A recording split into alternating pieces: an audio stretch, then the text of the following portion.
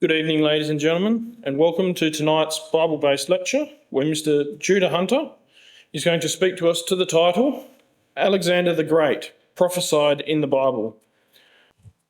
To introduce tonight's lecture, we've been asked that to introduce it, we'll read from Daniel chapter 8. Reading Daniel chapter 8. In the 3rd year of the reign of King Belshazzar, a vision appeared unto me, even unto me, Daniel, after that which appeared unto me at the first.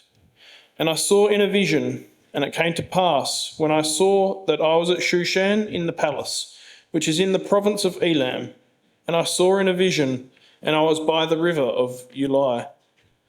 Then I lifted up mine eyes and saw, and behold, there stood before the river a ram which had 2 horns, and the 2 horns were high, but one was higher than the other, and the higher came up last. I saw the ram pushing westward and northward and southward, so that no beasts might stand before him, neither was there any that could deliver out of his hand. But he did according to his will and became great. And as I was considering, behold, an he-goat came up from the west on the face of the whole earth, and touched not the ground. And the goat had a notable horn between his eyes. And he came to the ram that had 2 horns, which I had seen standing before the river, and ran unto him in the fury of his power. And I saw him come close unto the ram, and he was moved with choler against him, and smote the ram, and brake his 2 horns, and there was no power in the ram to stand before him. But he cast him down to the ground, and stamped upon him, and there was none that could deliver the ram out of his hand. Therefore the he-goat waxed very great, and when he was strong, the great horn was broken, and for it came up 4 notable ones toward the 4 winds of heaven. And out of one of them came forth a little horn, which waxed exceeding great toward the south, and toward the east, and toward the pleasant land. And it waxed great, even to the host of heaven.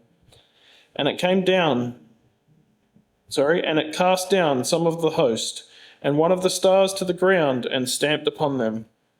Yea, he magnified himself even to the prince of the host, and by him the daily sacrifice was taken away, and the place of his sanctuary was cast down. And an host was given him against the daily sacrifice by reason of transgression, and it cast down the truth to the ground, and it practised and prospered. Then I heard one saint speaking, and another saint said unto that certain saint which spake, How long shall be the vision concerning the daily sacrifice, and the transgression of desolation, to give both the sanctuary and the host to be trodden underfoot? And he said unto me, Unto 2,300 days, then shall the sanctuary be cleansed. And it came to pass, when I, even I, Daniel, had seen the vision, and sought for the meaning, then, behold, there stood up before me as the appearance of a man. And I heard a man's voice between the banks of Ulai, which called and said, Gabriel made this man to understand the vision. So he came near, where I stood, and when he was come, I was afraid, and fell upon my face.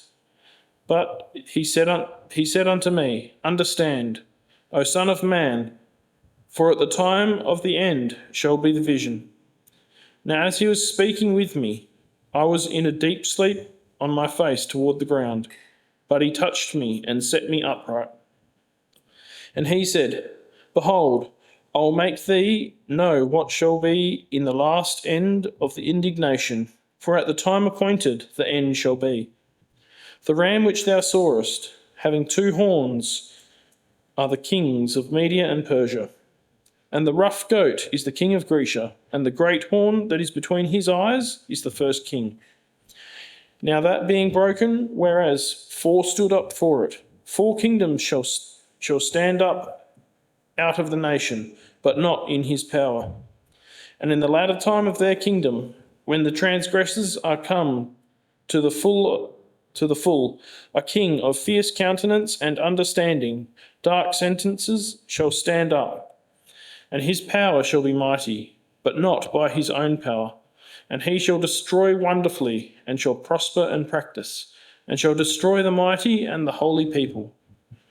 And through his policy also he shall cause craft to prosper in his hand, and he shall magnify himself in his heart, and by peace shall destroy many.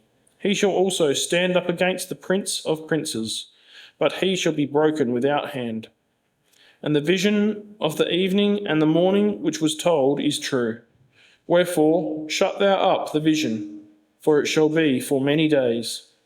And I, Daniel, fainted, and was sick certain days. Afterward I rose up, and did the king's business, and I was astonished at the vision, but none understood it.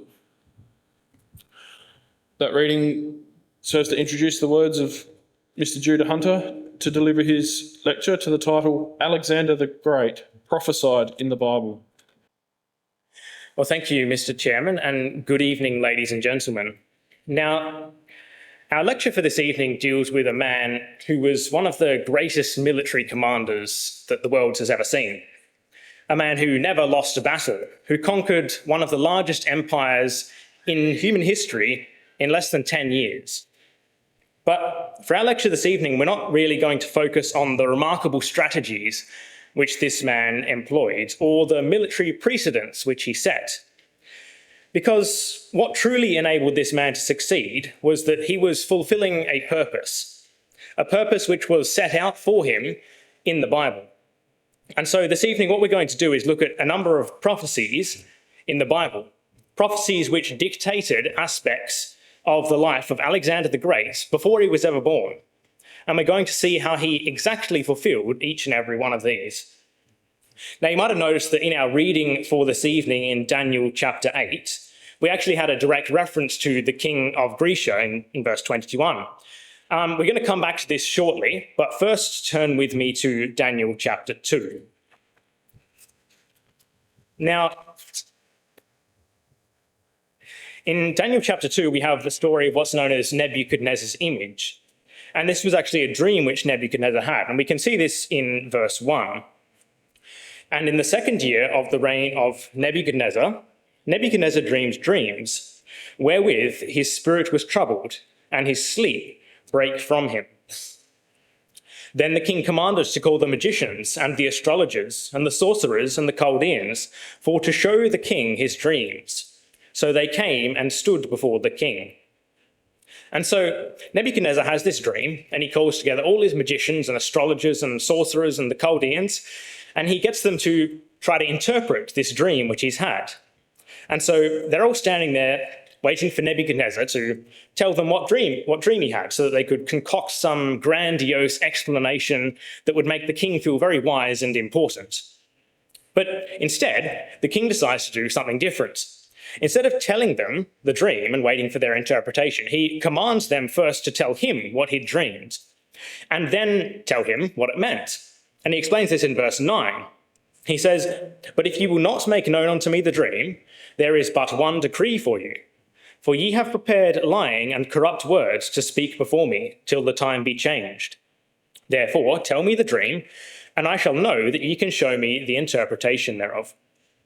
And so King Nebuchadnezzar has come to realize that his wise men perhaps weren't quite so wise after all, that they'd been lying to him about the interpretation of his dreams.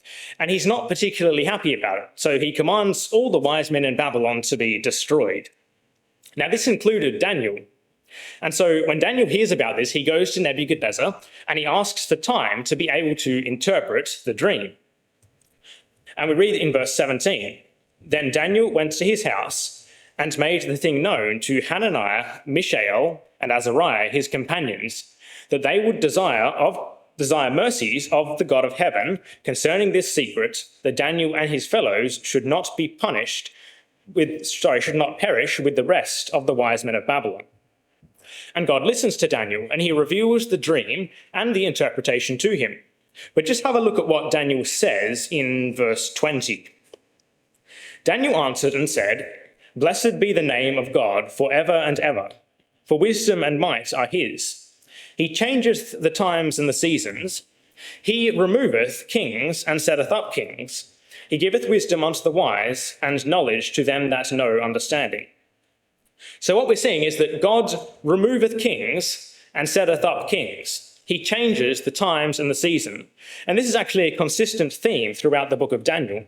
In Daniel 4, verse 17, we read, "The Most High ruleth in the kingdom of men, and giveth it to whomsoever he will." And so, you see, everything we're going to look at tonight happened because God decided it would be so. Because God dictated the course of history. Because God has the prerogative and the supreme sovereignty to set up and abase any ruler at his will and pleasure. You see, prophecy is not a prediction of future events. God does not predict the future, he decides it. And so prophecy is God unveiling his plan for history, showing the course of events he has ordained and the outcomes that flow from his divine purpose. So back in Daniel 2, Daniel now shows King Nebuchadnezzar the dream in verse 31. It says, "Thou, O king, sawest, and behold, a great image. This great image, whose brightness was excellent, stood before thee, and the form thereof was terrible. This image's head was of fine gold, his breast and his arms of silver, his belly and his thighs of brass, his legs of iron, his feet part of iron and part of clay. Thou sawest till that a stone was cut out without hand, which smote the image upon his feet, that were of iron and clay, and brake them to pieces. Then was the iron, the clay, the brass, the silver, and the gold broken to pieces together, and became like the chaff of the summer threshing floors, and the wind carried them away, that no place was found for them. And the stone that smote the image became a great mountain, and filled the whole earth." And so the king saw this image made up from all these metals, and it was broken into pieces by this stone which came out of the mountain. And then that stone itself became a mountain to fill the whole earth. Now, our subject for this evening only really concerns the first part of this dream, the part where with the image and where all the metals are described. And Daniel interprets this in verse 36. He says, "This is the dream, and we will tell the interpretation thereof before the king. Thou, O king, art a king of kings, for the God of heaven hath given thee a kingdom, power, and strength, and glory. And wheresoever the children of men dwell, the beasts of the field and the fowls of the heaven hath he given into thine hand, and hath made thee ruler over them all. Thou art this head of gold." And so what Daniel is saying is that this head of gold of this image actually represented the king of Babylon. But why gold? Well, we actually saw in Daniel's explanation. You see, he wasn't just showing flatteries upon the king of Babylon. Everything he said was true. The king of Babylon had absolute power. He was a king of kings. God had given into his hand almost all the people of the known world. Here's what Daniel says in chapter 5, verse 18 and 19, speaking to Nebuchadnezzar's successor. He says, "O thou king, the Most High God gave Nebuchadnezzar thy father a kingdom and majesty and glory and honor, and for the majesty that he gave him, all people, nations, and languages trembled and feared before him. Whom he would, he slew, and whom he would, he kept alive, and whom he would, he set up, and whom he would, he put down." You see, this man was the absolute pinnacle of kingly power. He could do whatever he wanted. And so the metal gold was used as a fitting symbol for his power. But see what it says in verse 39. "And after thee shall arise another kingdom inferior to thee." And so the kingdom of Babylon would not last forever. There would be another kingdom, one described as inferior to Babylon. And that's just what happened. In 539 BC, Cyrus the Great diverted the Euphrates River around the city of Babylon, and led by Gobryas, one of his generals, the army marched up along the riverbed and took the city of Babylon in one night, and it fell to the Medo-Persian Empire. But why were they described as inferior? Well, you see, unlike Babylon, the kings of Media and Persia did not have absolute authority. They ruled under the restriction of law. And so rather than using the symbol of gold, instead God chooses an inferior metal. He uses the metal of silver to describe this nation. But then if we continue verse 39, "And another third kingdom of brass, which shall bear rule over all the earth. And this is where we find our first reference to the Grecian Empire, because just like the kingdom of Babylon, just how the kingdom of Babylon came to an end, so too would the kingdom of Persia when Alexander the Great defeated Darius III and took over his kingdom. And now, of course, brass was a fitting symbol for the Grecian Empire because the Greeks at the time were famous for their bronze armor. But note what it says, they shall bear rule over all the earth, the end of verse 39. You see, the Greek Empire was far larger than either the Roman or the Persian Empire, stretching from Macedonia in the west to India in the east, covering almost all of the known world of that time. And so we can see that just from this overview, right back in Daniel chapter 2, when the Babylonian Empire was still the dominant empire of the time, long before the Grecians came on the scene, God prophesied that the Greeks would be the ones to overtake the Persian Empire and become the dominant power of the world. But now just come forward briefly to Daniel chapter 7, because we're going to see a very similar story, however, and we're going to pick out a few details. Now, in Daniel chapter 7, we see this same progression of empires prophesied. However, this time, instead of using metals to describe the empires, the prophet uses animals. So in Daniel chapter 7 and verse 4, we have a lion, which answers to the empire of Babylon. And then in verse 5, we have a bear, which answers to the Medo-Persian Empire. But then we come to verse 6, where we have the leopard, which answers to the kingdom of Grecia. But just notice the details it provides. He says in verse 6, "After this I beheld, and lo, another, like a leopard, which had upon the back of it 4 wings of a fowl. The beast also had 4 heads, and dominion was given unto it." And so what we see with this leopard, the Grecian Empire, is that there's a number of 4s associated. There's the 4 heads and the 4 wings. We're going to see these ideas come up again. So to save repeating myself, just tuck that idea of 4 away in the back of your mind, and we'll come back to it later. So now that you've got the 4 tucked away in your mind, let's come over to Daniel chapter 8. Now, we've already read through this once. It was our reading for this evening. And it's, of course, the story of the ram with the 2 horns, and then the goat comes along and he's got 1 horn and he defeats the ram, and then the horn's broken and then 4 more come up to replace it. So rather than read the whole story again, we're just going to pick out the details that we wish to consider. So in verse 3, we have a ram, and he's waiting at a river, and there's 2 horns on the ram, and the second horn comes up after the first horn, and it's higher than the first. And then in verse 4, we have the ram pushing west, north, and south. And then over in verse 5, we find the he-goat, and he comes from the west. And we're told he touched not the ground, and he had a notable horn between his eyes. There we go. Had a notable horn between his eyes. And in verse 6, he approaches the ram, who was already at the river, and we find that he's running. And he's in a fury. And then in verse 7, the he-goat is moved with choler, which means a hot, burning anger. And he smites the ram and breaks his 2 horns, such that there was no power left in the ram, but it would still need to be stamped to the ground, and yet none would be able to deliver the ram. And then in verse 8, we find that the goat becomes very great.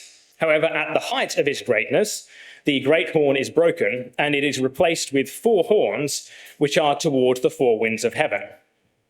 Now, this is where the prophecy ceases to deal with Alexander the Great, or even the Grecian Empire. And so this evening, it's not our subject to consider the remainder of this prophecy. So we've collated all the key points from this prophecy here in Daniel chapter 8, as they concern Alexander the Great. And as we said earlier, we can add in the details that we saw from chapter 7. Because remember, we saw that the leopard had wings. But unlike any normal winged creature, he didn't just have 2 wings, he had 4 wings. And this gives us the idea of great speed in flight. And doesn't this remind us of the goat, which moved so fast against the ram that we're told in verse 5 that it touched not the ground? And of course, it wasn't just 4 wings. We saw the repetition of this idea of 4 wings and 4 heads. But isn't this the same idea that we saw come up in chapter 8 here with the 4 notable horns, which came up after the first horn was broken and pointed towards the 4 winds of heaven? But now, there's one other prophecy which I'd like to collect some details from before we begin to unpack all the meaning here from these chapters. And that prophecy is Daniel chapter 11. So just come over a few pages to that chapter. Now, for context, this prophecy was given during the reign of Cyrus. So our timeline for this prophecy begins there at the reign of Cyrus. And we'll see why that matters in a moment. So Daniel chapter 11 and verse 2, we read, "And now will I show thee the truth. Behold, there shall stand up yet 3 kings in Persia, and the 4th shall be far richer than they all. And by his strength, through his riches, he shall stir up all against the realm of Grecia." So there's a number of things to notice in this verse. Firstly, we're told that there would be 3 Persian kings after Cyrus, and before this 4th king that's mentioned, who would come up, and we're told that this 4th king would be far richer than the others, and that he would stir up all against the realm of Grecia. So to our catalogue of details, we can place in all of these events to line them up with the story of Daniel chapter 8. And now, of course, all of this occurs when the Persians are still rulers. So this will all occur before the events of chapter 8. And so we have the 3 kings after Cyrus. We have the 4th would be far richer than they all, and that he would stir up all against the realm of Grecia. But now back in chapter 11, have a look at verse 3. "And a mighty king shall stand up, that shall rule with great dominion, and do according to his will. And when he shall stand up, his kingdom shall be broken, and shall be divided toward the 4 winds of heaven, and not to his posterity, nor according to his dominion which he ruled. For his kingdom shall be plucked up, even for others beside those." But aren't these exactly the same ideas as we've already seen of the he-goat back in chapter 8? You see, this prophecy of the mighty king is actually talking about the very same person as the prophecy in chapter 8. You see, in verse 4, where it says, "When he shall stand up, his kingdom shall be broken." Well, that's the same as in chapter 8, when we found that the horn would be destroyed when it became strong. And when it says in verse 4, the kingdom would be divided towards the 4 winds of heaven, well, that's the same as in chapter 8, when we're told that the 4 horns grew up toward the 4 winds of heaven. And we can also add to our list the point from verse 4 that the kingdom would not pass to his posterity, that it would be plucked up and given to others. And so now that we've collated all of these ideas together, let's come back to chapter 8 and begin to see what they all mean. So in chapter 8 and verse 20, we've already seen these words as we read them in our reading this evening, but just to reiterate, we're told plainly in verse 8 that the ram which thou sawest, having 2 horns, are the kings of Media and Persia. So straight away, the ram is identified as the Medo-Persian Empire, and the 2 horns as the kings of Media and Persia. And then in verse 21 we read, "And the rough goat is the king of Grecia, and the great horn that is between his eyes is the first king." So now we can see, whenever we see in this chapter the he-goat, we know that it's a reference to the Grecian power. And whenever we see the notable horn, we know that it refers to the first king of the Grecian Empire, that is none other than Alexander the Great. So with these details in mind, we can then take a look at the first events of this prophecy, which was the matter of the 3 kings and the 4th king found in Daniel chapter 11. Now, we're told that there would be 3 kings of Medo-Persia after Cyrus, but the 4th would be far richer than they all. Now, the first of these 3 kings was Cambyses II, the son of Cyrus, who unfortunately developed gangrene on his way to Syria and died without any children. And so after him came his younger brother Smerdis. And shortly after that, he was actually killed by Darius the Great, who claimed that the real Smerdis had actually been killed by his brother Cambyses many years prior, and that this man was actually an imposter called Gamata, who was pretending to be Smerdis. However, it's generally believed that this story was actually fabricated by Darius the Great in order to legitimize his seizure of power. So Darius was the third king, and during the beginning of his reign, he spent much time quelling rebellions throughout his kingdom. He was also known for establishing a common coinage system, building new roads throughout the empire, setting up a standard weights and measurement system. And by these efforts, he was quite effective in unifying the Persian Empire and promoting prosperity. He also introduced a new taxation system, and that led to the formation of banking systems throughout the entire empire. So Darius effectively took the Persian Empire from a group of conquered states to a unified, fully functioning empire.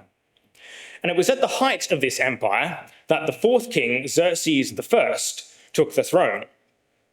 And while Darius spent his reign building up and developing the wealth of this empire, Xerxes inherited it at its peak.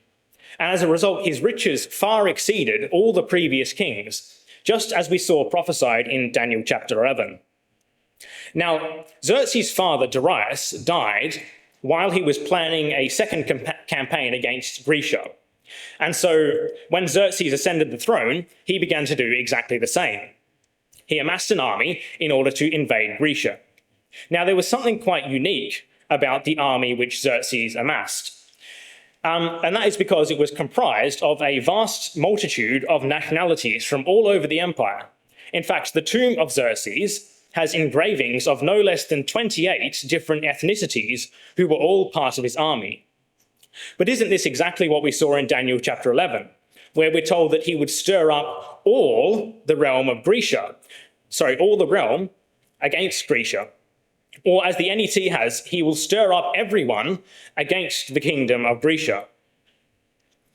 Now, this invasion of Greece by the Persians around 480 BC was not entirely a success by the Persians. They succeeded in winning a few battles, they burned a few temples to the ground, and they tried to enslave some people. But in the end, the Grecians managed to retain their independence. But along with that, they retained a deep-rooted and searing hatred of the Persian Empire.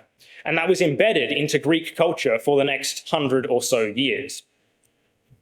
And it was this hatred which caused Alexander the Great's father to begin preparations for an invasion of the Persian Empire before his death.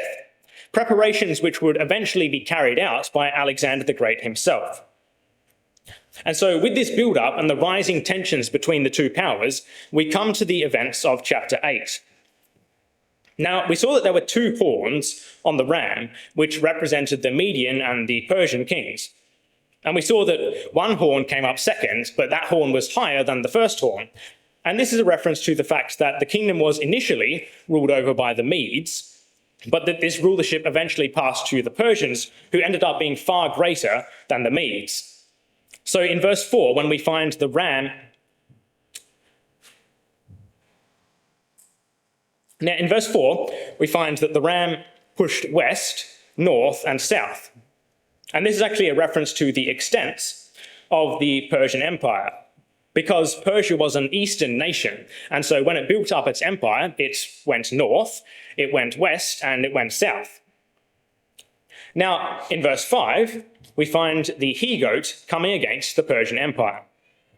Now, after ascending the throne, Alexander the Great first went around subduing the nations around him in order to maintain his throne and to stabilize his kingdom. He went subduing the Thracians and the Illyrians and the Thebans, and that established a western front to his kingdom in order to prepare for his invasion toward the east, toward Persia. And so once his kingdom's been established, once all these rebellions and these western nations have been subdued, he then moves east. And so what that means is that from the perspective of the ram in this vision, the he-goat is coming from the west. And that's exactly what we see in this chapter. Alexander the Great came from the west, from Greece. And so we have the ram, or the Persians, in the east, and the goat, representing the Grecians, in the west. Now, when we look at the battles between Alexander the Great and the Persian Empire, the first major battle was the Battle of Granicus, and this took place at the river Granicus. Now, the Persians, being the defenders, set up a strategic location just over the banks of the Granicus River and waited for Alexander the Great to arrive. Now, in the second major battle, the Battle of Issus, the Persians again, the defenders, took up a strategic position on the other side of the Pinarus River and waited for Alexander the Great and the Macedonian army to arrive. In the third and final major battle between the Persians and Alexander the Great, the Battle of Gargamella, the Persians took up a strategic position near the watercourses in the plains of Gargamella and waited for Alexander the Great to arrive. But isn't this exactly what we see in Daniel chapter 8? Verse 3, it reads, "Then I lifted up my eyes and saw, and behold, there stood before the river a ram." And again in verse 6, and he came to the ram that had two horns, which I had seen standing before the river. And so you see, it was prophesied that the Persians would utilize the rivers as a strategic aid in their battles. They would stand or wait on the other side of the river for Alexander the Great and his army to arrive. Now, we saw that the goat was running, that he was moving so fast that he didn't touch the ground.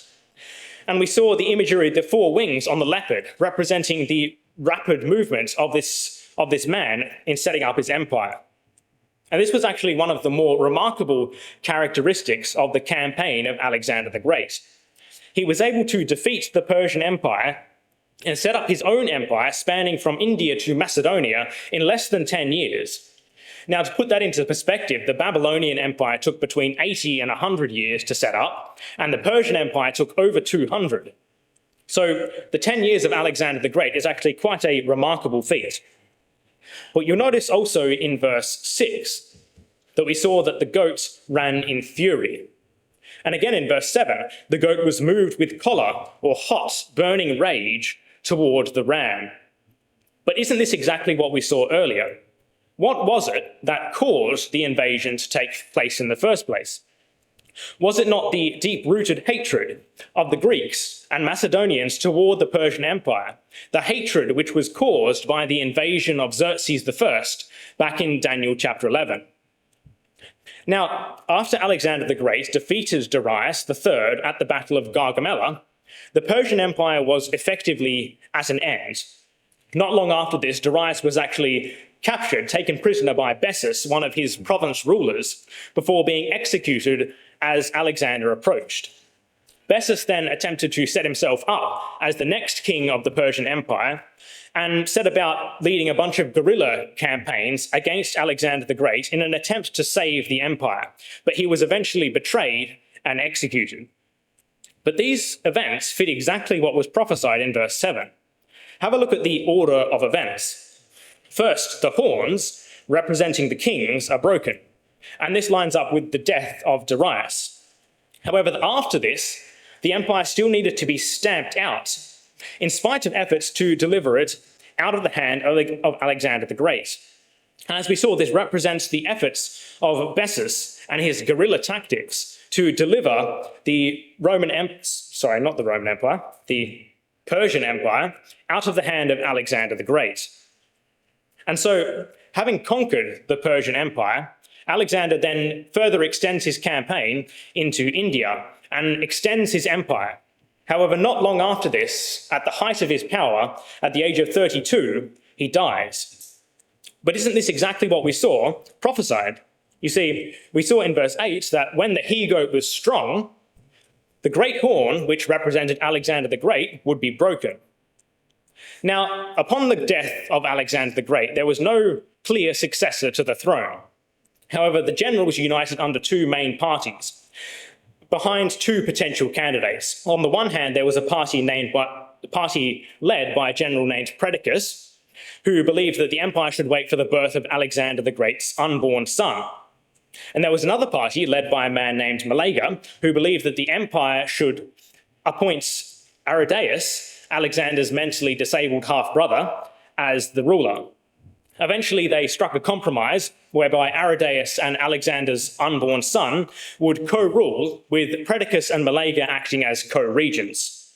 However, this arrangement didn't last for very long, because Perdiccas, who really had more influence of the two, eventually had Malaga and all of his supporters killed, and he assumed full control of himself.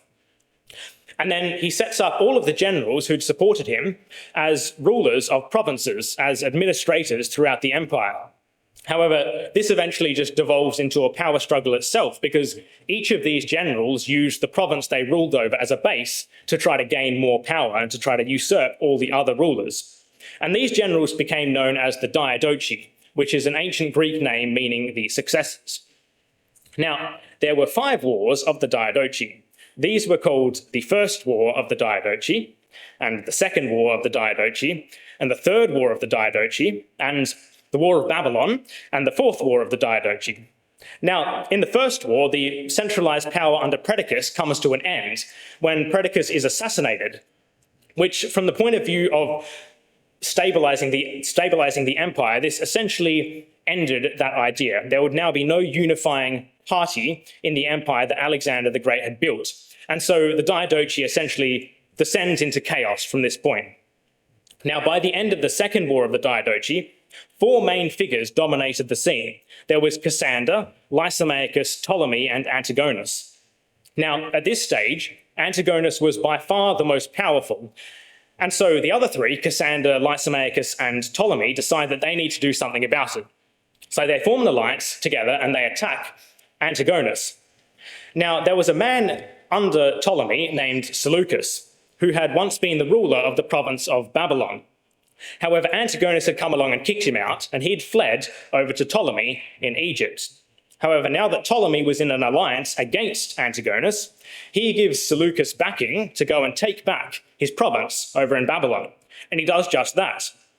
However, this somewhat upsets Antigonus because he wanted to keep his province, and so Antigonus comes along and tries to stop Seleucus from taking the province of Babylon. However, he fails, and Seleucus manages to retain that.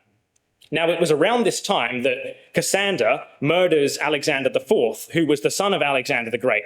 And at this stage, he was still the king, but really in name only. The empire was ruled by the generals. Now, Antigonus was not particularly happy that Seleucus had managed to take away the province of Babylon and stop him taking it back. And so there was a rising conflict between the two, and this came to a head in the Battle of Ipsus in 301 BC, when Antigonus was slain and Seleucus manages to take control of the territory belonging to Antigonus. And so after the final war of the Diadochi, the remnant of Alexander the Great's empire stabilizes under 4 central rulers. There was Cassander to the west, controlling Macedonia and mainland Greece. There was Lysimachus to the north, controlling Thrace and Western Asia Minor. There was Seleucus to the east, controlling Babylon and Persia, and there was Ptolemy to the south, controlling Egypt. And so the remaining details of the prophecy concerning Alexander the Great came to pass. Upon his death, his kingdom was broken up. It was divided towards the 4 winds of heaven, and it did not pass to his posterity. And so we can see that this outline of the life of Alexander the Great came to pass, just as God had dictated and determined long before. But just turn over to Ezekiel chapter 26, because there's one other prophecy I'd like to consider this evening. Now, in Ezekiel 26, we're going to see that not only was the general skeleton, the outline of Alexander's life dictated by prophecy, but also in some cases the very details regarding how he would conquer a city. Now, in Ezekiel 26, we have the prophecy of the destruction of Tyre. Now, we're not going to deal with this chapter in a large amount of detail because most of it doesn't actually concern Alexander the Great. However, the first thing to note is in verse 3. God says, "Behold, I am against thee, O Tyrus, and will cause many nations to come up against thee, as the sea causeth his waves to come up." And so God says that not just one nation, but many would come up against Tyre to destroy it. And we can see this in the pronoun used in verse 4, "And they shall destroy the walls of Tyrus and break down her towers." So there were to be multiple nations who would come up against this city. But just take note of that pronoun, because we find in verse 7 that the prophecy becomes more specific. "Thus saith the Lord God, Behold, I will bring upon Tyrus Nebuchadnezzar, king of Babylon, a king of kings from the north." And so one of these nations is identified for us, as the nation of Babylon, and is commanded here by Nebuchadnezzar. But just notice the pronoun used in verse 8. It says, he shall slay with the sword thy daughters in the field. He shall make a fort against thee. Verse 9, he shall set engines of war against thy walls. With his axes he shall break down thy towers. And again in verse 10, his horses. And later in the verse, when he shall enter into thy gates, as men enter into a city wherein is made a breach. And verse 11, when the hooves of his horses, with the hooves of his horses shall he tread down all their streets. He shall slay thy people with the sword. And so we can see that all these pronouns are in the singular. They are not the they of verse 4. This is simply one of the nations. This is only Babylon. And what we're being told is that there would be more nations to come. It wouldn't just be Babylon. But just notice what it was that the king of Babylon would do. Verse 8, he would make a fort and cast a mount against the city. Verse 9, he would bring engines of war against the walls and break down the towers. Verse 10, he would enter into the city as through a breach. You see, this was to be a siege. And history does in fact record a 13-year-long siege by Nebuchadnezzar on Tyrus from BC 586 to 573. And just as we have prophesied here, the city was plundered and many people were slain. But while Nebuchadnezzar succeeded in breaching the mainland city of Tyre, there was an island stronghold just off the coast of Tyre, about a kilometre away, which he failed to capture. And so eventually Nebuchadnezzar withdrew from the city, leaving the mainland city in rubble. But now just have a look at verse 12, because, suddenly the pronouns shift. It says, and they shall make a spoil of thy riches, and make a prey of thy merchandise. And they shall break down thy walls, and destroy the pleasant houses. And they shall lay thy stones and thy timber and thy dust in the midst of the water. And so here we find that another nation, a second nation, would come up against Tyre. And this second nation has now entered the picture. Because we saw that verse 3 specified more than one nation. It said many nations. However, up until this point, there had only been one nation, only Babylon, and only the singular pronoun he had been used. But now in verse 12, there's another nation. And so to illustrate this, the pronoun shifts from he to they. But just have a look at what this nation was going to do. Now, the first two items are relatively standard siege procedure. They would make a spoil of the riches, they would break down the walls, and this is generally what happened in a siege. But just have a look at the third item. They shall lay thy stones and thy timber and thy dust in the midst of the water. Now, this was not common siege practice of the day. It was unusual for a nation to come and conquer a city and then pick up every scrap of that city and carry it to the nearest water source and dump it in. They didn't generally bother to clean up after themselves. And so we might find this to be a bit of an odd prophetic statement. But just as we saw in the beginning of our lecture, prophecy is the unveiling of God's purpose, of what God will cause to happen. And so stating that this nation would cast the stones and the timber and the dust of Tyrus into the water is not an odd prediction. It was a demonstration of God's supreme control over the course of history to cause events to happen which would seem unlikely in the natural order. Now, as you might have guessed, this nation which fulfilled this prophecy was none other than the Grecian Empire under the leadership of Alexander the Great. Now, as Alexander made his way down the Mediterranean coastline, he offered terms of surrender to all the cities, promising that if they delivered their city over peacefully, he would spare their lives and their property. And Tyre was no exception. Alexander the Great offered them terms of surrender, which they initially accepted. However, God had dictated that this would not be how the matter ended. And so, as part of the terms of the surrender, Alexander the Great wished to do a sacrifice in the temple of Heracles, which was on the island. And the Tyrians said, well, no, you can't do that. And there's a temple on the mainland. How about you go and sacrifice at that temple instead? Now, of course, this isn't the sort of thing you go around saying to people like Alexander the Great. And he was rather unhappy by their refusal. And so he did the only logical thing when someone has refused to allow you on their islands to sacrifice to the god Heracles.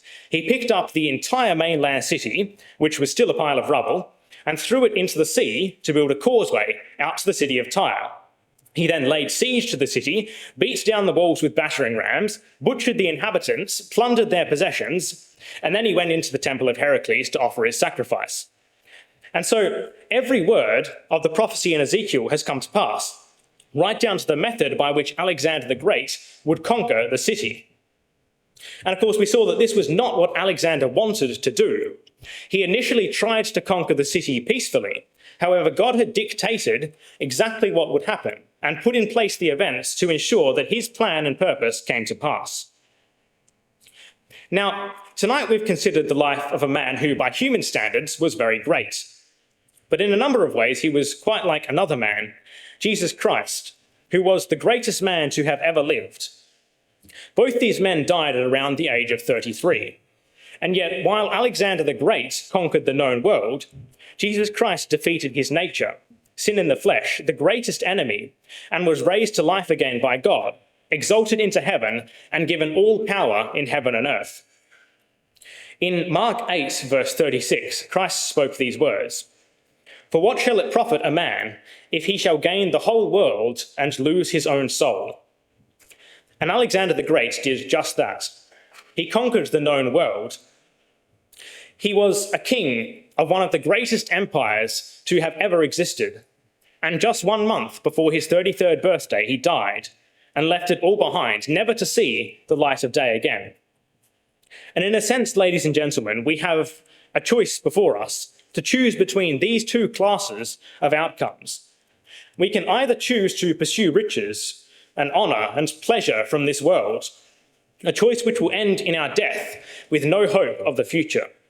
Or we can choose to serve God, to repent from our old way of life, to be baptized, to find out what God would have us to do, and to strive to live our lives accordingly, and to have a hope of resurrection and eternal life when Jesus Christ returns to the earth.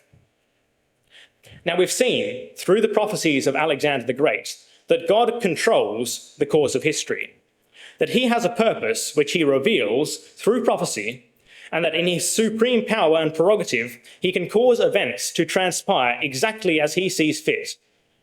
And what he has said will, without any doubt, come to pass. And God has said that his Son, Jesus Christ, will return to the earth, that he will judge the world and give reward to those who have served him. And so the question for us becomes, the question for you and the question for me is, what will your choice be?